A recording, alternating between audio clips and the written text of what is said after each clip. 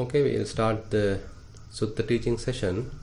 We were discussing Maha Hatthipadopama Sutta, which is the 28th Sutta in Majjhima Nikaya. So basically, Venerable Sariputta is giving this explanation. While Buddha was dwelling in Savatthi at the Jeta's Grove, Venerable Sariputta himself addressed the monks and he started explaining about the Four Noble Truths actually. He is giving a simile with respect to a footprint of an elephant, saying that the elephant's footprint is the largest one. So all the other footprints of any animal can be included within this elephant's footprint. Similarly, he mentioned main teaching of the Buddha is the Four Noble Truths, and all other teachings can be included within the Four Noble Truths. And now he get on to explain the Four Noble Truths, starting with the first Noble Truth. What is the Dukkha Ariya Satcha? Katamang also Dukkhang Ariya Satcham. And then he give a kind of brief introduction about it in the more ordinary manner, mundane manner, telling that birth is suffering, aging is suffering, sickness is suffering, death is suffering, and then being with, say, not getting what one wants, it's suffering. Ultimately, he briefed it, telling that all five clinging aggregates are suffering. Now, these five clinging aggregates is what he is now paying attention, starting with the Rupa Upadana Khandha. So, he is mentioning what are the five aggregates, five clinging aggregates, and then he starts with the form clinging aggregate. Katama Chauso Rupa Upadana Khandhu. And there he mentioned the four elements, Chattaricha Mahabhutani, Chatunnancha Mahabhutanang Upadaya Rupa. So, and then he is asking what are the Mahabhuta, the four great elements. And there he answers telling Patavi Dhatu, Apo Dhatu, Tejo Dhatu, Ayo Dhatu. The earth element, water element, fire element, and the air element. And then he starts with the Patavi Dhatu, the first one. Katama Chauso Patavi Dhatu. What is the earth element?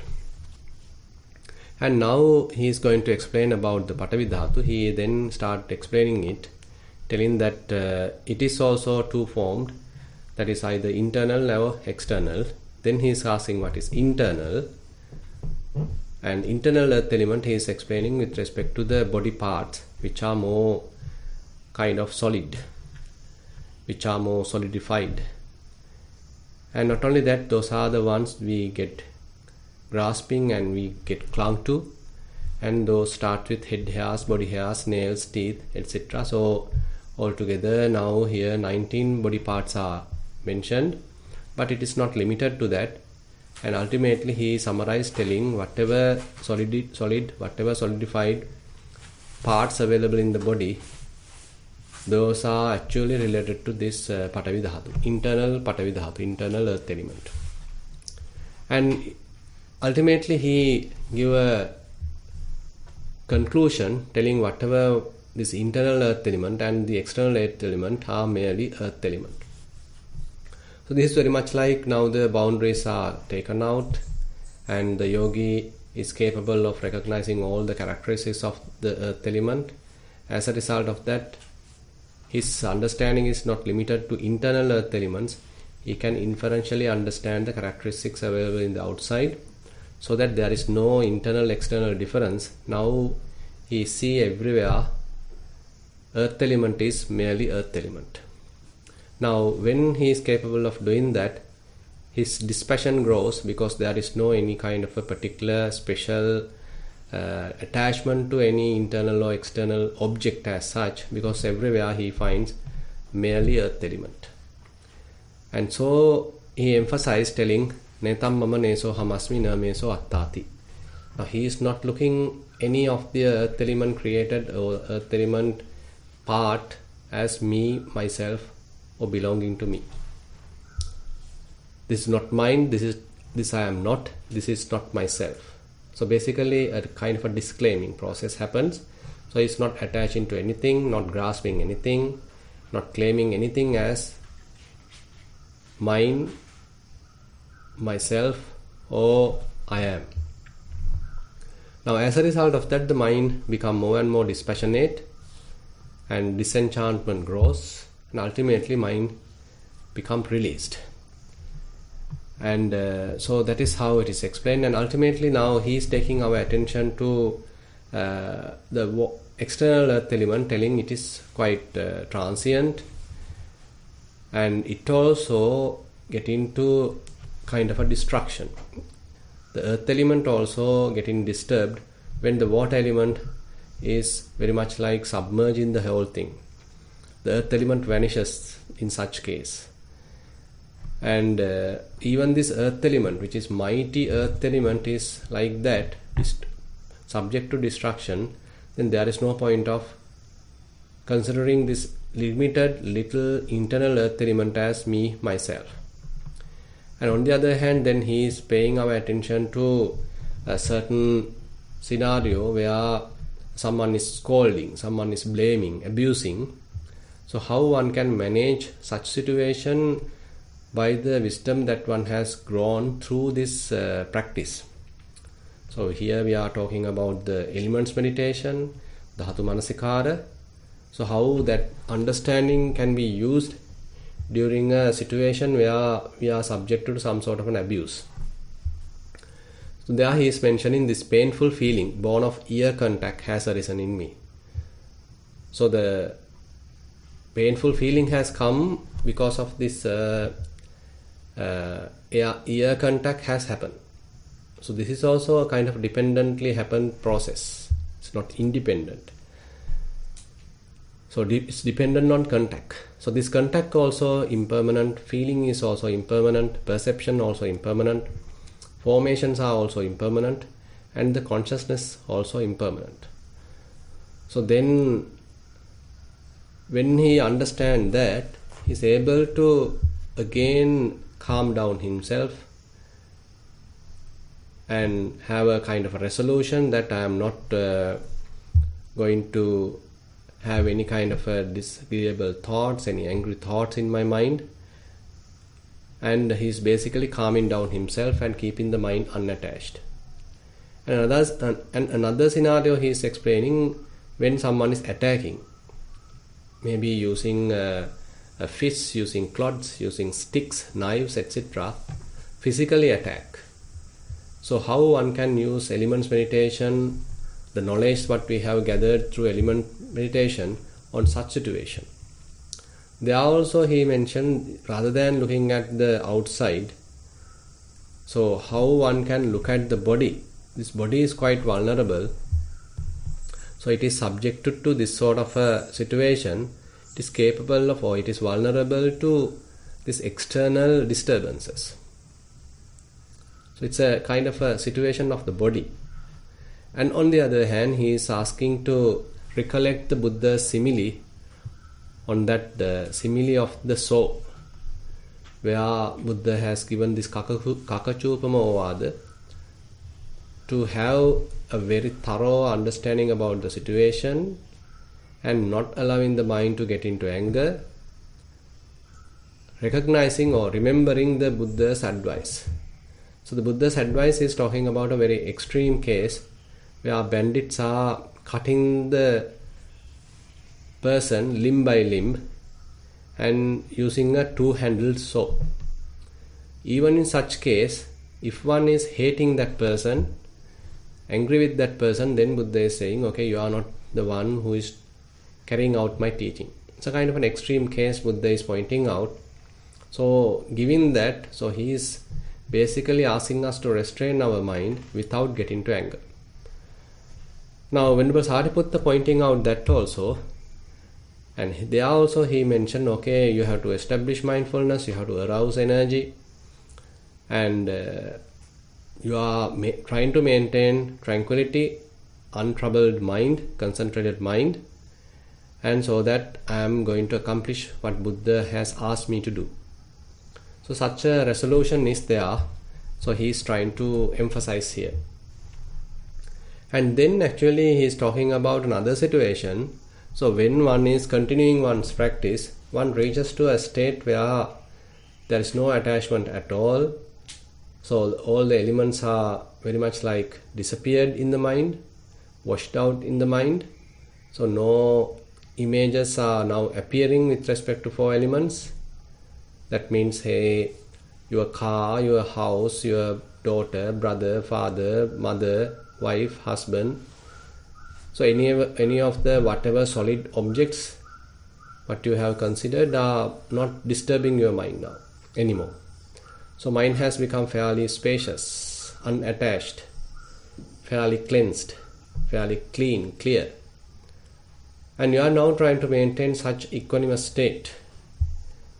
So now that equanimous state is something that you have to develop, maintain, and while you are doing that, assume that your mind again go and attach with something. There are here actually the Venerable Sariputta is pointing out a situation when such kind of an attached state happen.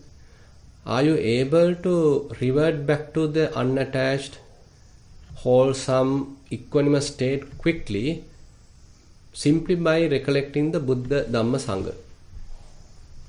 So if you are able to simply recollect Buddha, Dhamma, Sangha, you should be able to revert back to that unattached, unagitated, relaxed, equanimous state. If it is not happening, then it is a loss for me. So that's how he is pointing it out.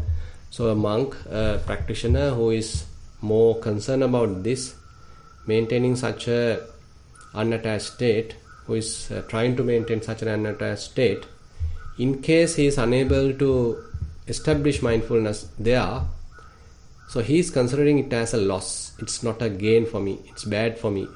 It's not good for me. Because when I am recollecting the Buddha, Dhamma, Sangha, my mind should revert back to that equanimous state. So this is a kind of a moral shame that, or moral dread that he is trying to arouse, so that he is able to maintain his mind unattached, equanimous, and not established at any particular sense object. So basically a released mind.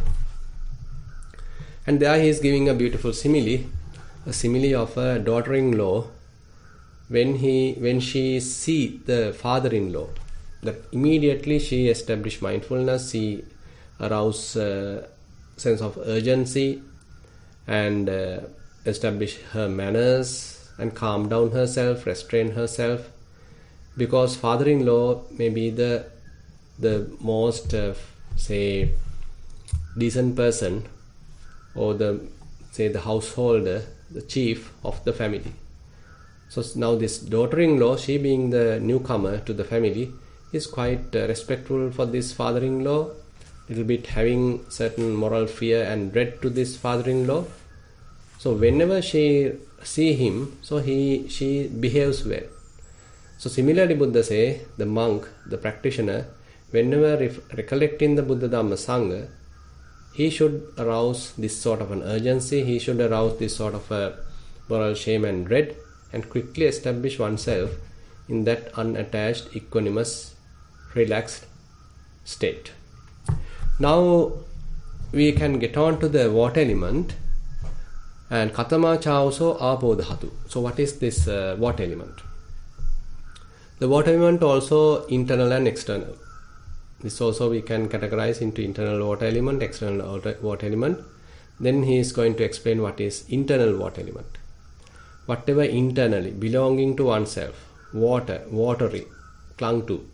So these are bile, phlegm, pus, blood, sweat, fat, tears, grease, spittle, snot, oil of the joints, urine, or whatever else internally belonging to oneself is water, watery, and clung to.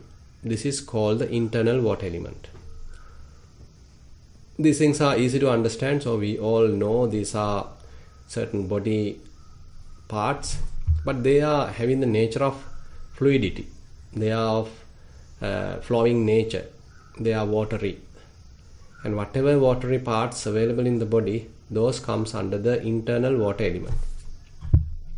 And as before, he then do a kind of a practice, basically. Now this practice is some, it will take time. It is not immediately that he may be able to completely remove all the boundaries of internal, external. But when he is practicing this elements meditation for a while, then only as a result of that, you may be able to abandon all these demarcations, all these different distinctions. Internal, external, good, bad, me, not me. All those demarcations will be eliminated as you continue the elements meditation. That is actually the understanding of non-self in oneself. So basically, there is no self, but we assume a self. We are the ones actually imposed certain boundaries. We are the ones who have imposed certain limitations. Telling, okay, this is internal part, this is external part. And we might give more emphasis to internal part. We may ignore the external part. But when one is practicing elements meditation, so he's understanding the elements characteristics more deeply, and not only to these body parts, he may go even beyond that.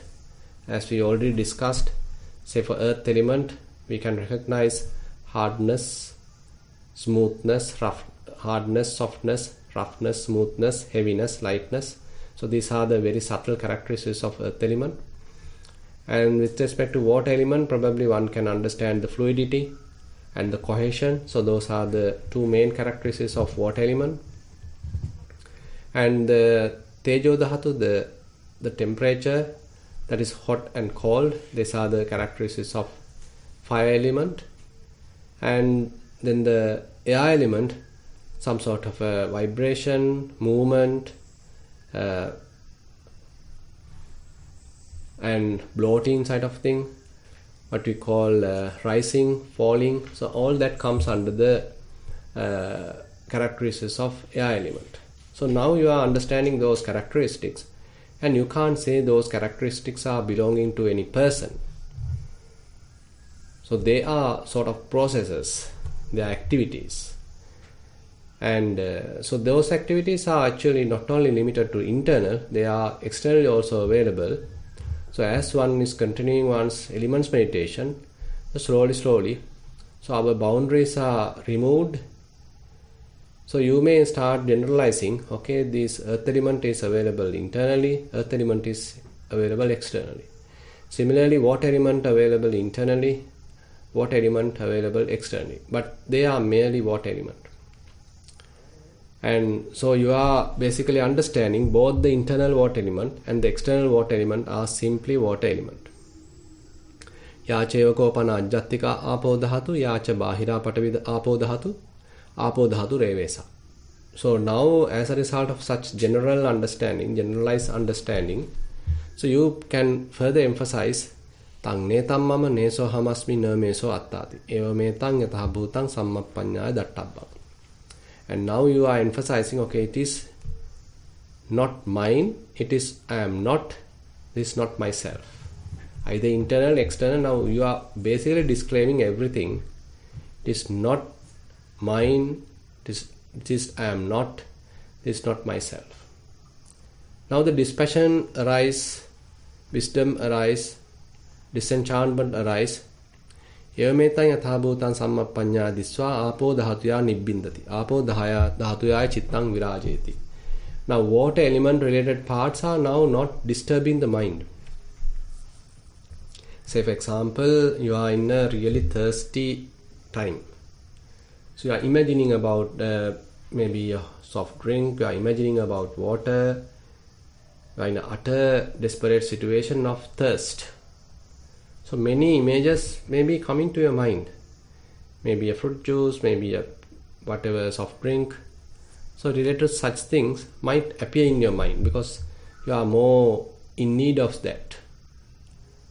And if you are sometimes greedy of some sort of a juice type of thing, then still such images may disturb the mind. So your mind being occupied, whatever these watery images. So earth element also similar. Other elements are also similar. So different objects are there which are comprising of these elements. Those are physically, we have given various names, and those objects are again and again coming to the mind and disturbing.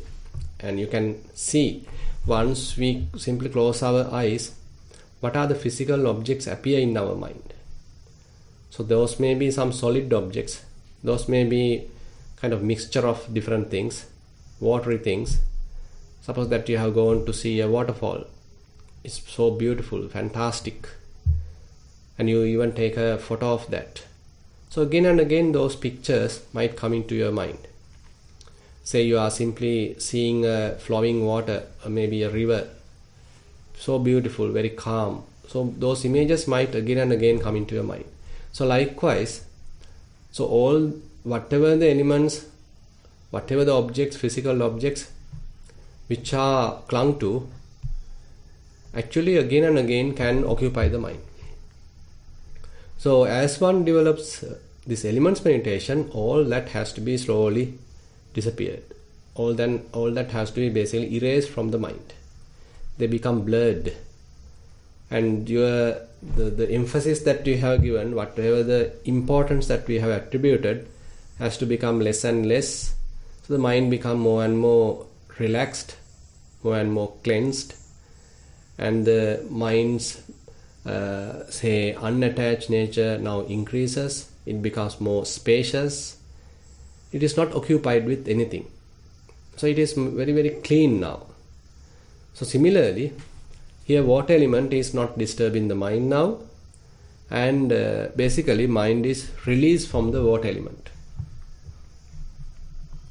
And further, Venerable Sariputta emphasized the impermanence of the external water element. Actually, the external water element is very massive, really large. Say if we consider the oceans, rivers, etc., so vast, a huge amount of water is there. And now he is talking about two scenarios. One scenario is when this water element become more disturbed. So the kind of a tsunami can happen, a flooding can happen. So in such case, all the villages, towns, cities, districts, countries all become very much like submerged.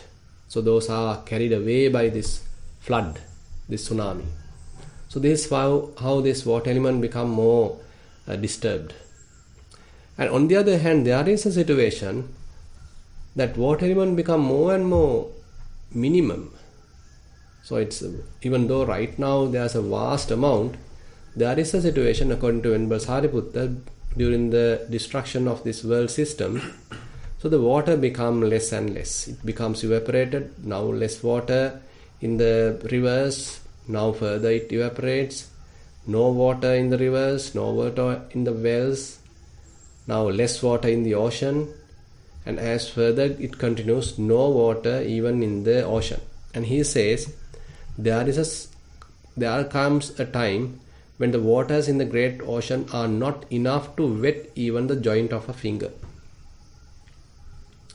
You know what a kind of amount of water available currently in the great oceans. But according to Venerable Sariputta, there is a time that the water available in the great ocean is not even enough to wet the joint of a finger. Such a little amount even not available now. So likewise he is emphasizing this external water element, even though it is so great, is seen to be impermanent, subject to destruction, disappearance and change. What of this body which is clung to by craving and lasts only for a while? So basically he is very much like telling us, so this vast external water element is also so vulnerable. It is also subject to impermanence, destruction, disappearance. Then no point of you grasping any kind of internal water element. It is so trivial. It is so very little. And the same information that he mentioned with respect to earth element, he repeats here as well. So that is a situation he is repeating, that when someone is abusing you, someone is blaming or scolding you, so how you are using this understanding of elements to abandon that anger, resentment, and keep the mind more relaxed. The same thing actually he repeats, telling that painful feelings are arisen in myself because of the ear contact. Now he understands the dependent nature of this whole thing. And as a result of that, he is emphasizing this contact also impermanent, feeling also impermanent, perception also impermanent, formations are also impermanent, consciousness also impermanent. Now, when one is thinking like that, so his mind, for not subject to anger or resentment, is able to establish mindfulness, calm down himself. And talking of the next situation is where you are physically abused, physically attacked. And there also he is pointing out, okay, this body is so vulnerable. It's a kind of a weak body we have. So any fists, any clods, any sticks can easily disturb this body. This body is so weak, so feeble. It's a characteristic of this body. So rather than pointing out someone else's fault, now he is trying to bring our attention back to the body so that we understand the vulnerability of the body, weakness of the body. And further he emphasized the Buddha's simile, that the advice of the simile of the saw, what Buddha has mentioned about when someone is cutting limb by limb using the two-handled saw. Even that can be used to abandon the anger in one's mind. Now all that actually help us to calm down ourselves, to establish patience in ourselves, to avoid any kind of personal conflicts. But the ground level understanding is based on the elements meditation. Because the elements meditation has shown you there is no person here, there is no being here. What we are clung to as internal are also similar to external. There is no boundary. So we are the ones who have established these kinds of demarcations, limits. But in real sense, those are not available. And as a result of that, the tireless energy is aroused in oneself and unremitting mindfulness is established. Now he is more determined to continue his practice rather than get into conflicts, rather than get into any arguments or any fights. So like that, so basically what here what Venerable Sariputta is trying to is to establish ourselves in more a thorough equanimity which is based on wisdom. Now that wisdom is something that we have to continue in our mind. So even when you are developing the understanding about water element, now water related images or water related any kind of a thoughts, disturbances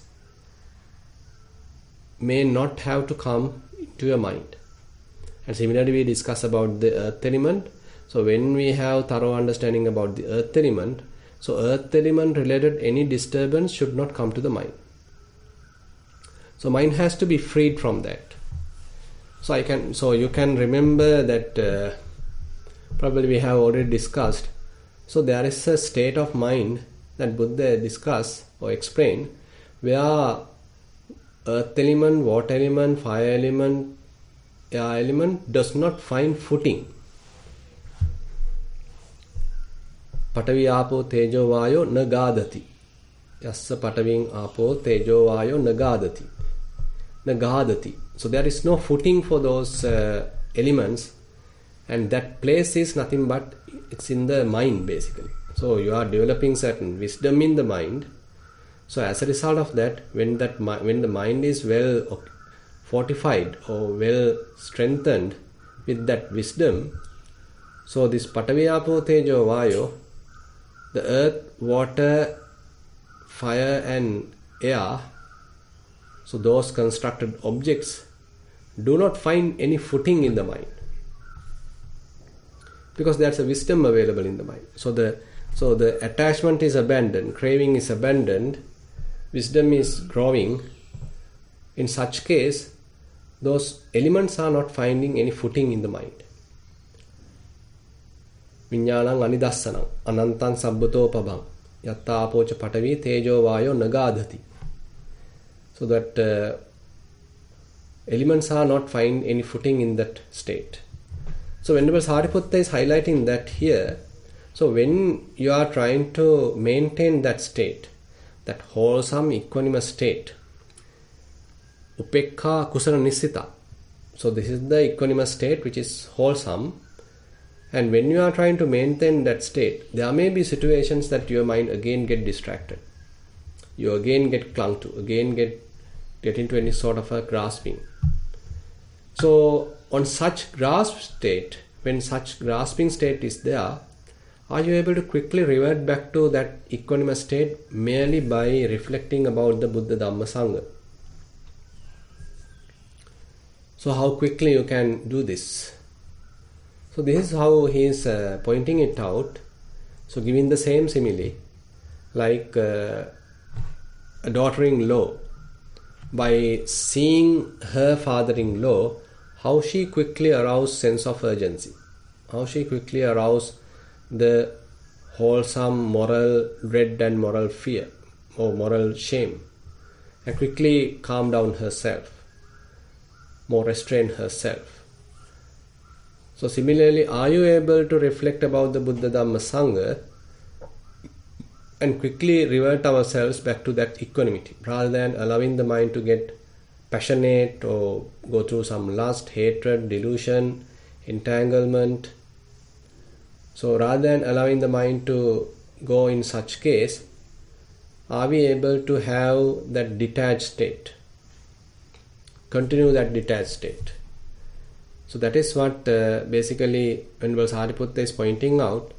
So if such is possible, so whenever you reflect Buddha Dhamma Sangha, that you are able to re-establish yourself in that equanimous state, that's a good state for you, that's a blessing for you. If it is not happening, then Venerable Sariputta is telling, okay, it is bad for me, it is not a gain for me, it is a loss for me, it is not good for me. Because when I reflect Buddha Dhamma Sangha, the wholesome equanimity didn't establish in the mind. Rather, it continued to be attached. It continued to in that grasping state. So the emphasis is here to establish this moral shame and moral dread, so that it can be used to revert ourselves back to that equanimity. Same thing actually Buddha also mentioned in the Indriya Bhavana Sutta. In a different way, he is saying that when one is fairly practicing, he is able to revert back to equanimity by arousing moral shame and moral dread. Attiyati harayati jigucchati. So he feels ashamed of what is happening now. He is not approving it, because he understood, okay, this is the place I have to keep my mind. That is the unattached state. Because I have seen the true nature of this, say we are limiting ourselves to this form aggregate. So we have seen that form aggregate is impermanent, it is disturbing, it is going through some destruction. So no point of attaching to it. Even though I have seen it, this foolish mind go and again attach with such physical object. It is thinking about that physical object. So these physical objects are coming again to the mind and disturbing the mind. So it's a shame for me. So basically by arousing the moral shame, Buddha is asking us to revert back to that etam santang etam panitang edang upekha. So that equanimity is more sublime, that equanimity is more calm, peaceful. So you should be there. You should keep your mind there, rather than allowing it to some sort of an attached state. So this is what Venerable Sariputta also highlights here. So by reflecting about the Buddha Dhamma Sangha, is your mind revert back to that equanimity. If it is reverting back, then it is a blessing for you. Then you can be happy. Okay, I have moral shame, I have moral dread. Quickly, in case my mind get attached, I can quickly remember Buddha Dhamma Sangha, so that mind reverts back to the calmness, peacefulness, equanimity. And we can get on to the fire element also. So what is the fire element? Katamacha also Tejo Dhatu. Tejo Dhatu also two-formed. That is the fire element, internal fire element and external fire element. what is the internal fire element? So whatever internally belonging to oneself is fire, fiery and clung to. That is what which is called warmed, ages and is consumed, and that by which what is eaten, drunk, consumed. So basically there are 4 types particularly emphasized here. Santappati. So Santappati Tejo Dhatu. That means that in the body there is some sort of a warm happen. That's body temperature being maintained. For that, that's this Santappati type of Tejo Dhatu. And then the body is continuously going through some aging process. And so this aging process is because of the Tejo Dhatu. This also there is a presence of fire element. And then Paridayhati. That means that this body is going through some sort of a burning, consuming sort of a process, and that is also because of the fire element. And on the other hand, when we eat, drink anything, that is being digested because of the Tejo Dhatu. So that is also, now there also Tejo Dhatu is available, the fire element is available. And further he generalized, telling whatever else internally belonging to oneself is fire, fiery and clung to, this is also called internal fire element. Now the fire element also available operating inside the body, and similarly it is operating outside the body. External fire element is also there. And when one is continuing one's practice, as we already discussed, so fire become more general. Either you feel hot, either you feel more heat, internally or externally, those are merely heat element or fire element. We can't put a boundary there. We can't draw a line telling, okay, this is internal, this is external. Because more and more now you understand it's a kind of a general case, general situation. This is a function of the fire element. Either internal, either external, they are merely fire element. Yacheva kopana ajjattika tejo dhatu, yacha bahira tejo dhatu revesa. So more and more you understand this common nature, the grasping become less and less. You are not giving any importance to any internal or external fire element because you know they are quite vulnerable. This is not mine, this I am not, this is not myself. Now you are disclaiming the whole thing, giving the way or paving the way to detachment. You are not grasping anything. You are promoting the non-grasping state of mind. You are not trying to possess anything. You are not saying anything belongs to me or anything is myself. You are doing a disclaiming process, so ultimately mind gets released. And now the mind is free from fire element. And the fire related images are not appearing in the mind. Now here also Venerable Sariputta emphasized there is a situation where the external fire element become disturbed.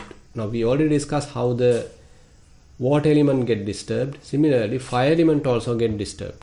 When that happens, it burns up. It burns up the villages, towns, cities, districts, countries, etc. Because the fire element becomes so massive, it burns everything. On the other hand, there is a situation that you can't find fire anywhere. So he is simply saying it goes out due to lack of fuel only when it comes to green grass or to rod or to a rock or to a water or to fair open space. There comes a time when they seek to make fire even with a cock's feather or a hide paring. You can't find fire anywhere. Now there are old traditions where they are trying to continue the fire because it's difficult to find fire in case it's completely get extinguished. So they were using 2 sticks and they are rubbing each other to generate fire because you know in today we have very easy mechanisms to generate fire. Maybe a matchbox, maybe a lighter, this and that, various possibilities are there. But there may be a possibility that you have nothing. and you are using even a little feather to find out fire, generate fire, still it is not available. So likewise, this fire, about the fire element also, he is emphasizing, it is also impermanent. It is also subject to destruction. It is also going through a disappearance and change. So then what is the point of attaching to this very limited, trivial, internal fire element? So there are further and further emphasis is to detachment, dispassion, disenchantment. So the mind becomes free.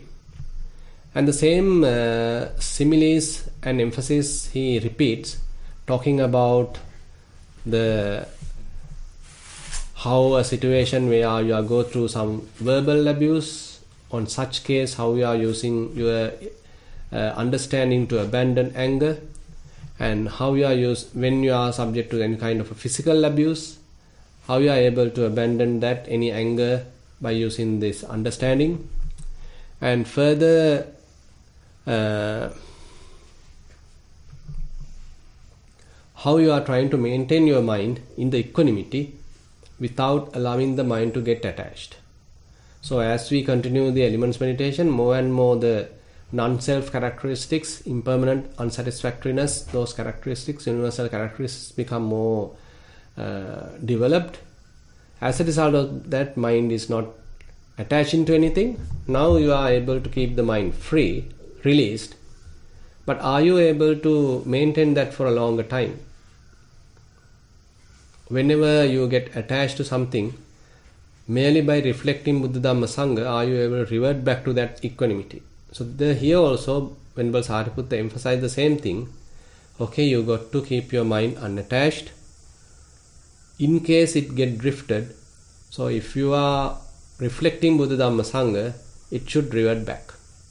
If not, it is a loss for you, it is bad for you. But if it is reverting back and establish or re-establish yourself in this equanimity, then it is good for you.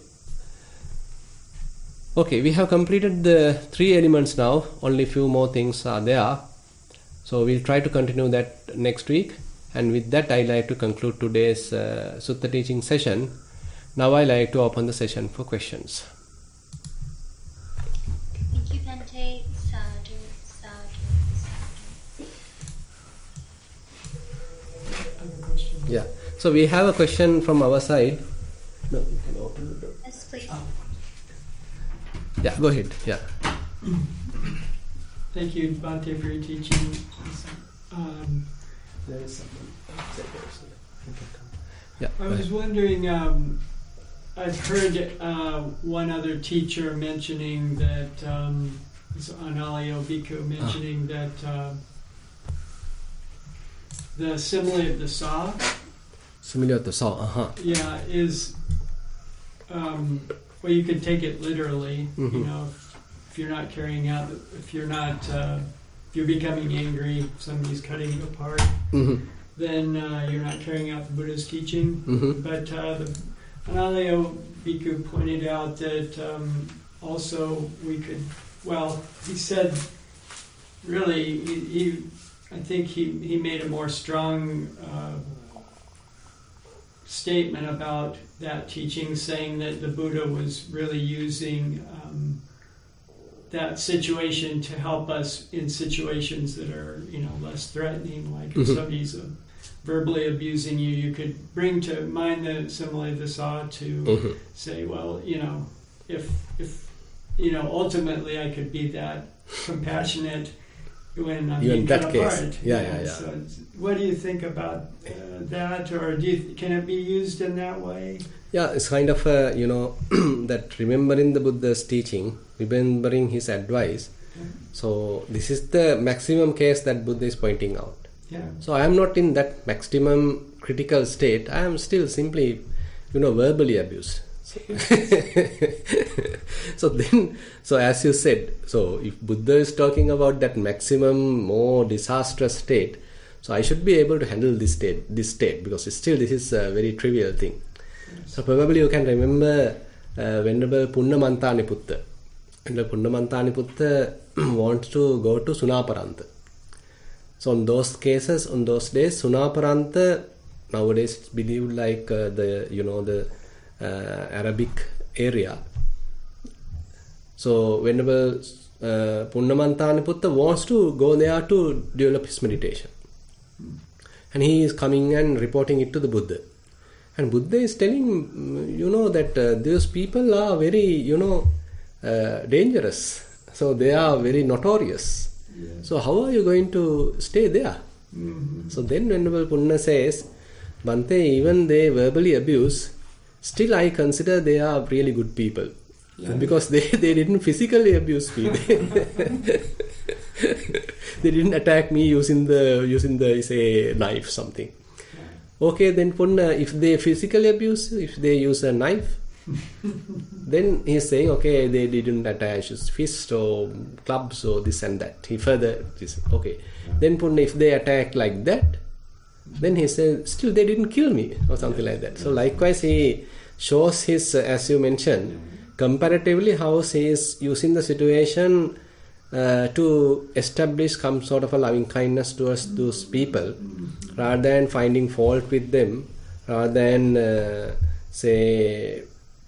find any kind of hate towards them. Yeah. So he is becoming more and more patient, and he becomes one of the very such monk. And ultimately he visits there, he become an arahant, and he was able to convince those people also, and they also a large amount of group of those people also, I think, become arahants or something like that. Okay, yeah. Thank you, because I've heard both the stories. The one you just mentioned, I never kind of related it to the simile vasa, which is... So actually here, on that case, actually he is not mentioning particularly about the simile of the soul. Yeah. But very much like he's using it. Yes. Very, very, I mean, similar. Very similar. Yes. And, thank you. That's all. Yeah. So, okay, those are the questions we have from our side. Jennifer, you have anything from your side? Still nothing yet on our side, Bhante. Okay.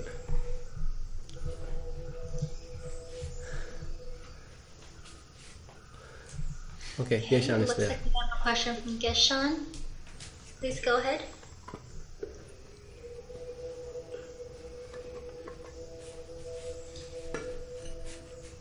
Are you able to unmute, Geshan? Yes. I hope you can hear me. Yes. Bhante? Yes. Great. So I really like the teaching.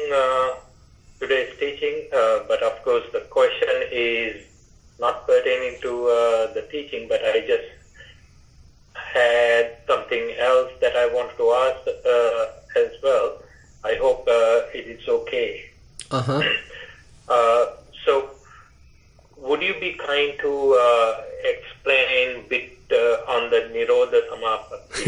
And then I have a question. I think this is a recording that I saw recently, and with that, I just wanted to ask few other questions as well. Actually, I know this Delson Armstrong, so he is the one who went through this test, this laboratory test. Yes. And he's a very nice person, and people believe that he's an accomplished practitioner, and his teacher was Venerable Vimalaransi, who recently passed away. Now,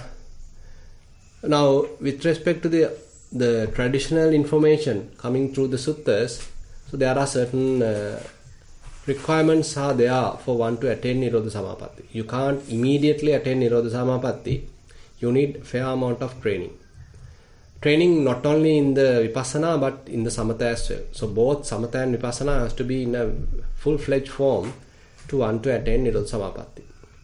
Now, from the Samatha point of view, one has to have 8 jhanas. Now, I am talking about the theoretical information available with the suttas in the Buddhist tradition. So, what are the prerequisites for one to have? So, with respect to Samatha aspect, all 8 jhanas should be there, but not merely having 8 jhana. Now, one can have 8 jhana, but that is also not enough. You have to practice 8 jhana in more mastery level. You call jhana mastery. So you have to attain a particular jhana immediately. You should be able to, and you should be able to stay there for a determined time period, and immediately also you should be able to emerge from that. So likewise, the jhana mastery is there that you have to develop. That is one side. On the other hand, switching from various jhana, one jhana to the other jhana, also should be practiced. Now when this Mr. Delson, actually he explained very briefly that Venerable Vimalaransi was helping him to practice into different such jhanic states, very quickly jump from this to that, and etc. etc. So it's a kind of, you are very much like training the mind to various states, various absorptions very quickly. It is not that you take long time to absorb there, stay there long time and effortfully emerging from that. Rather, you are quickly able to attain something and quickly able to emerge from it. Then you are able to quickly jump to another thing. It is also not in an orderly manner. Now say for example, in the beginning, one may attain first jhana, then you may get into the second, then to the third, then to the fourth, then to the fifth, that is the Akasananchayatana, then to the Vijnananchayatana. Kind of orderly development is there. But here, so when one is mastering it, it is not in a such orderly manner, but in an ad hoc manner also one should be able to practice it. Now these are, extreme cases. These are not easy things. One might even take the whole lifetime to do it. It's not an easy thing. So this is so this Delson's case is a very exceptional case. So his background is actually from I think he has some privilege to be in the Himalayas and practice this samatha meditation for a very higher level, to a higher degree, and even to the yogic practice he went through to a very higher degree, and therefore his samatha practice is at a full-fledged level.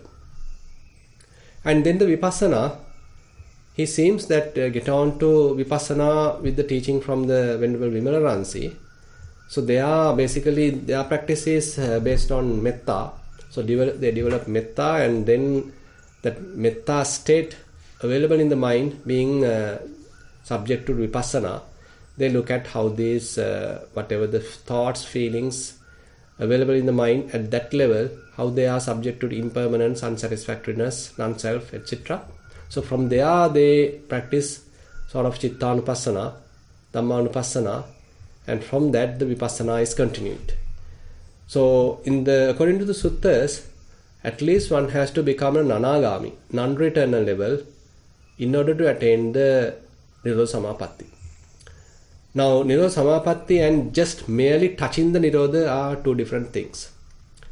Now Nirodha Samapatti is where that you are able to attain there and stay there for a long time, and that is, one can say, as a Samapatti, kind of an attainment.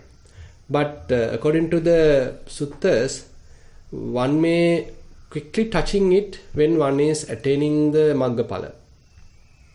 Say one becomes a Sotapanna, and then when he is going into the Sakadagami level, so he is continuing his practice, Vipassana practice, and there may be a momentary experience of Nirodha, and maybe he is emerging from that as a Sakadagami. Similarly, if he is getting to an Anagami, so he is continuing his practice, and there may be a momentary touching of the Nirodha, and then he is getting as an Anagami. So likewise, these are some theoretical information. So attaining Nirodha Samapatti and staying there is not an easy thing. It depends on whole amount of practice. And certain information about it, and what are the prerequisites needed, and what are the different characteristics of that. Some information are available explained in the Chula Vedalla Sutta. You can refer what is the difference between the death and the Nirodha Samapatti. So those are explained in the Chula Vedalla Sutta. So those are the information I like to share with you, taking from the suttas. Excellent. I think you basically answered most of the questions that I wanted to ask. So I think with that, I will rest asking the question. But I think I will definitely review and read about the Chula Vedalla Sutra as well. So thank you so much. I really appreciate appreciate your teaching. Okay, yeah, Tunuran Saranai. yeah, Ask one more question. yeah. Excuse me, So we Bhante. have a question from our side, yeah. I was wondering, did you have a chance to look into unwholesome equanimity? Unwholesome equanimity, oh, Yes. no, Okay. I didn't get a chance to do that. Okay. Yeah, thank you. yeah, yeah.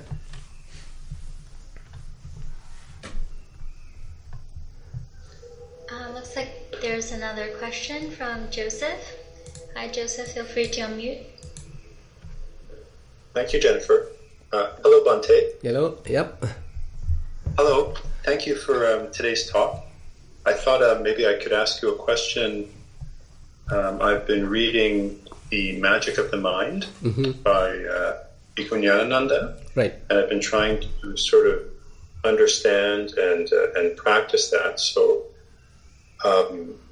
for example, today in my sitting meditation, I found I was able to go to a very calm state, and I was trying to recognize that feeling of I am, that sense of me, like the sense of a self, and I could kind of perceive it, and I was trying to just observe it, and I could see how I could maybe for a few moments feel very much that sense of self, and then somewhat lose track of it as the mind would take on another object. And when those objects would come in, I would recognize them as signs. And from what I was understanding from the book is that all the signs coming to the mind, the only thing that they signified were not actual things, but the greed, hatred, delusion. So that was the only thing being signified. And so I would kind of try and apply that knowledge to the perception I was having, and that would kind of clear the mind again. The mind would kind of settle down.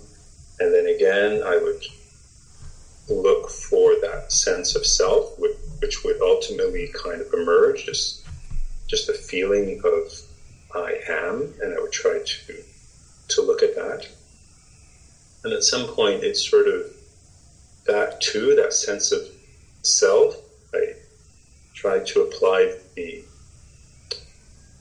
teaching that this sense of self is a perception, and that it wasn't just doing it theoretically. I felt at the time, and speaking to you, it sounds a little wordy, but at the time, I really saw it as a perception, and that there was nothing being signified. There was nothing other than the perception, than the sign, and that sign was being produced or was signifying the greed, the hatred, the delusion.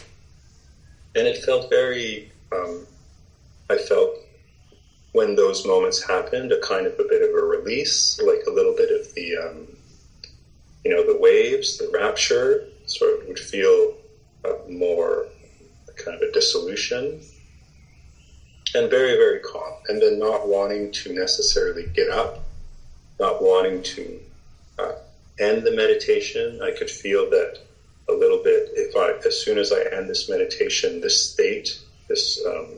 state of mind is going to vanish, and then trying to also recognize this is just a state, this is a conditioned state, it can't last. I have to go into the world and see if I can maintain this in the world. So then I consciously ended the session, got up, and then on my way to work, in the bus, for example, I'm in the bus and I'm looking around, and I can see how the mind is noticing, say, people, objects, different things, and I'm in my mind meditating on that. These are signs. There's maybe no real significance, like actual significance to them, other than they are signifying, greediness or hatred or some kind of self-making, some kind of conceit. And then there was a moment where I felt like all the signs kind of vanished. Like my eyes were open. I was still seeing everything and everyone. Like everything was there. I was definitely, like I wasn't asleep. I was very much awake. I was in the bus. I was operating.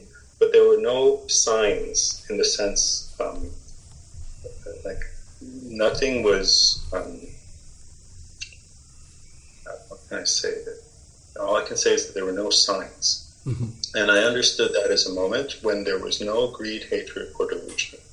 And it only lasted a few moments. And then again, something sort of caught the attention, a nice object. And I could say, okay, greediness has caused that sign to emerge. Mm-hmm. And that was a little easier to do because I was on my own, not talking to anybody on the bus. Right. And then when I got to work, started talking with people, it all seemed like just back to regular day-to-day mode. So I just wanted to share that with you and ask for advice. If you could offer me any advice, I would greatly appreciate it. Yeah. Thank you. Yeah, very good. So basically, as you know, that the point here is that the signs are a product of greed, hatred, delusion. So this is explained in the Maha Sutta by Venerable Sariputta telling Rago ko auso nimitta karono, doso nimitta karono, moho nimitta karono. So when we have lust operating in our mind, it basically generates or it magnifies the taking up of signs. Similarly, when hatred is operating in our mind, it signifies, it magnifies the taking up of signs. And when delusion is operating in our mind, so basically we are recognizing ourselves as an individual, as a person, as an important person, as me, myself, etc. So there, that delusion also signifies the signs, and we start picking signs, we start merging them, attaching to them, and grasping them. All that operations are in happening because the greed, hatred, delusion are the real, we can say, the culprits. Now, as you did the opposite situation where, say, when mind is picking certain sign, so you are trying to figure out, so what is the exact cause? Is it because of lust? Is it because of hatred? Or is it because of delusion? Now you are applying yoniso manasikara actually. And as a result of that, you are not promoting the process, rather you are breaking the process. So that your mind become sort of established in wisdom. So why am I continuing this unnecessary process? Why am I allowing the mind to overwhelm by lust, hatred, delusion? So then basically it reverts back to the equanimity. It avoids this process, stops this process, and again calm down, relax itself. So I feel it's a very nice practice, Joseph, no harm, and you can continue it. So more and more, likewise, say, more we understand this subtle, underneath defilements. So when our mind being occupied, so what are the underneath defilements which are causing it? So basically we are applying the yoniso manasikara. So when we understand that, when we recognize that, so we are not promoting that process anymore. We are not being deluded by that process anymore. So the process stops. Again, mind cleanse, mind become more clear, established back in the equanimity, calmness, peacefulness. So you can maintain it. So basically operating with the wisdom. Thank you, Bhante. Yeah. Would you say then that, I guess the question that comes up for me, the signs are the only thing that enter the consciousness. It appears that the greed, the hatred, delusion, we don't see them directly. They're kind of, like the way I was kind of imagining it is as if all we see is like a balloon that's been inflated. Right. And the greed, hatred, delusion is like the air that's like pumping up the balloon. Exactly. But we never see the air. We just see the balloon. Correct. Exactly. So is it, I mean, the hope is to is to get rid of the balloon? greed, hatred, delusion. Right? I mean, because then that's the thing. Well, why does it keep popping up? Like, why does it keep popping up? Yeah. And I can't. Not possible to get it directly. So there's nothing. It seems like it is the idea that we just keep doing this practice, and eventually it just peters out. Is that? Yeah, that's right. So, that's right. The animitta, probably you have heard about the animitta samadhi or animitta ceto vimutti. Signless state? Yeah, signless state. So when we are in the signless state, so it is being very much like our mind is equipped with the understanding, equipped with the vipassana knowledge. So as a result of that, mind has stopped picking up the signs. So now we are in the signless freedom in a way. So so basically, as you said, so mind get trapped or mind get attached when it is taking up the signs. But as a result of our practice, particularly when we understand the impermanent nature of everything, and now things are quickly changing, we are unable to pick the signs. So not being able to pick the signs, ultimately mind get freed. So that's how the animitta ceto animitta vimokka mukha happens. So the mind get freed because it's unable to take any signs. Because signs are a must for the mind to get established. If there are no signs at all, there is no way to find a footing. So, and there's another interesting statement that Buddha is mentioning. Sanimitta bhikkhave uppajjati papaka akusala dhamma no animitta. So Buddha is telling all the unwholesome states in the mind are happening lean onto some sort of a sign, attaching to some sort of a sign. No animitta. When there are no signs at all, then can't have any kind of an unwholesome state. So the mind is completely freed. So therefore, now we are using our senses. I mean, our eyes, ear, nose, tongue, body, and the mind. Actually, those senses are only capable of picking certain signs. And signs are playing a huge role in our whole sensual realm. And particularly the 5 sense faculties are operating based on the signs. So as we continue our practice now, even though your eyes see, you stop picking those signs. Even though you hear, you stop picking and get tangled with those signs. So they are coming and going, but they do not penetrate to the mind. So likewise, signs play a huge role, and ultimately what is encouraged is to keep the mind in signless state. That's why that with respect to Arahants, Buddha emphasized Sunyato animitto cha vimokko yesa gocharo akaseva sakuntanang padantassa durannaya. He says, like the birds, when they are flying through the sky, you can't find any signs, you can't find any footages. So similarly, the Arahant's mind, so you can't find any footing, you can't find any footages telling, okay, these are the objects that his mind has associated. These are the objects that his mind being attracted or repulsed or being attached, because his mind is simply navigating without find any footing on any objects or any signs. So that's why his mind is particularly in the signless state, animitta ceto vimukti level. So his mind is completely liberated, not picking up any signs. Well, thank you, Bhante. And I can really appreciate, like, having listened to your talks for all this time. These challenges which are being presented in the suttas by the Buddha, which at first very difficult to even understand, even what is a sign. Like, I remember a time when I didn't even really understand what does that really mean. Mm-hmm. What is a sign? And then it takes quite a while. I think there's quite a bit of like theoretical understanding needs to come into the picture in order to really understand what to do. Correct. And, and how what to do even. And that just takes quite a while of experimenting just to try and figure it out. Correct. And at first what seemed really kind of complicated and difficult to like even understand the vocabulary. Right. I find now it's just like really well explained. It's just really clear. It's like super excellent advice. Exactly. And I can really see how it takes time, but now I feel that I'm starting to get a practical result after a theoretical kind of grappling with it. So as I really, really appreciate it. Thero Saranai. Yeah, Thero Saranai. Okay, thank you. And Geshan, did you have a follow-up question? Yes, Jennifer, and thank you so much.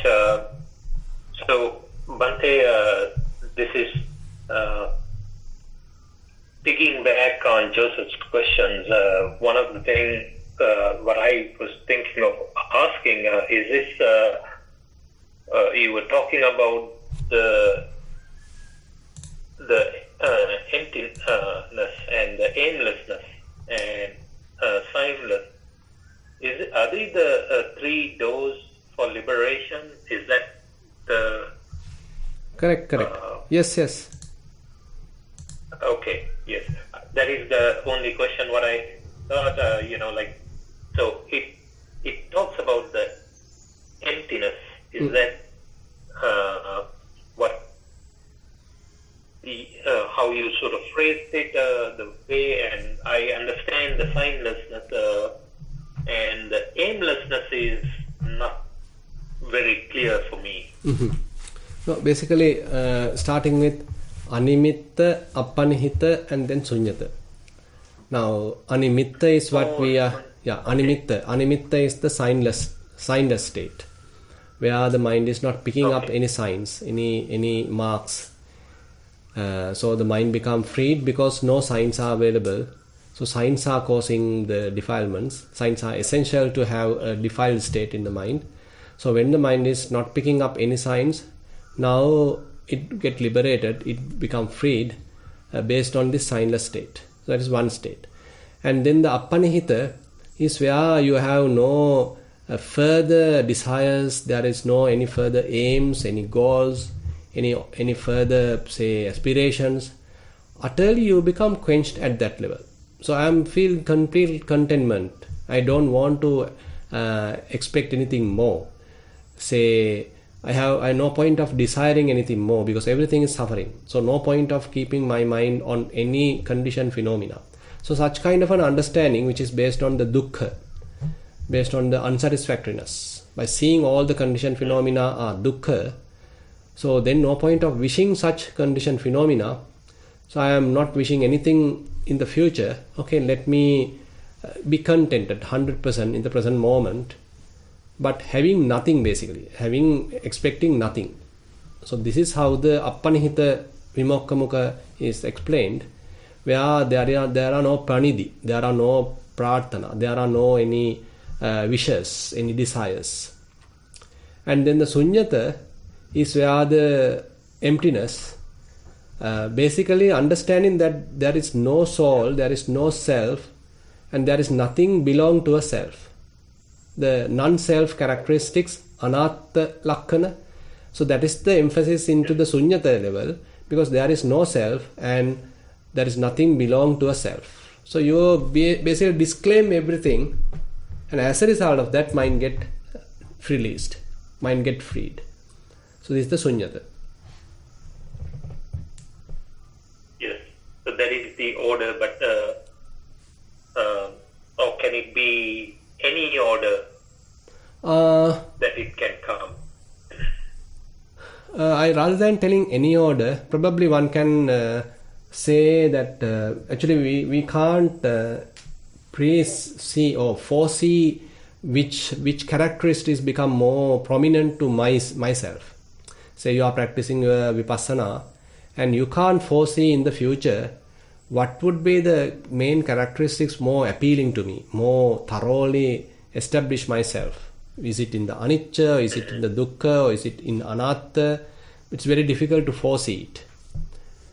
But anyway, as you continue a practice, there may be a situation that you thoroughly understand the impermanent characteristic. there will be another level that you may understand the dukkha, another level that you may understand the anatta. So, and when you are thoroughly equipped with anicca, okay, the animitta can happen. When one is thoroughly into the dukkha, then this appanihita can happen. When one is into the anatta, this sunyata can happen. So, but by the way, they are very similar in the sense that, say, when the mind gets released, it is the released. So, only the path is different. The how you attain is different, but actually the taste of freedom is maybe the same according to the Dhamma. Yes, very good. Thank you, Bhante. Thank you once again, Tunuran Saranai. Yeah, Theruvan Saranai.